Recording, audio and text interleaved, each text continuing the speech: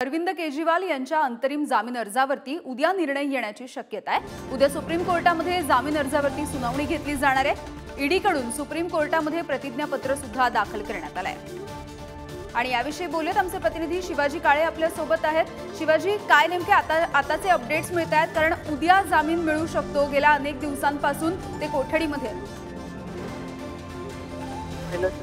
7 मेलाच या संदर्भात सर्वोच्च न्यायालयामध्ये सुनावणी पार पडली होती। यावेळेस ईडीचं असं म्हणणं होतं की केजरीवाल यांना जामीन मंजूर केला तर बाकीचे राजकीय नेते देखील निवडणुकीसाठी जामीन मागतील।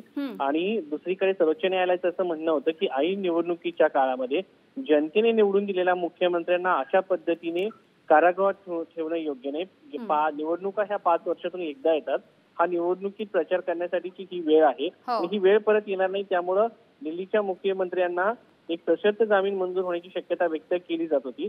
मात्र या सगळ्या याच्यामध्ये जेव्हा केजरीवाल यांच्या वकिलांनी युक्तिवाद पूर्ण केला त्याच्यानंतर ईडीने असं म्हटलं की तुम्ही त्यांचं म्हणणं नैसर्गिक न्यायाप्रमाणे ऐकून घेतलं तर आमचंही म्हणणं ऐकून घ्या।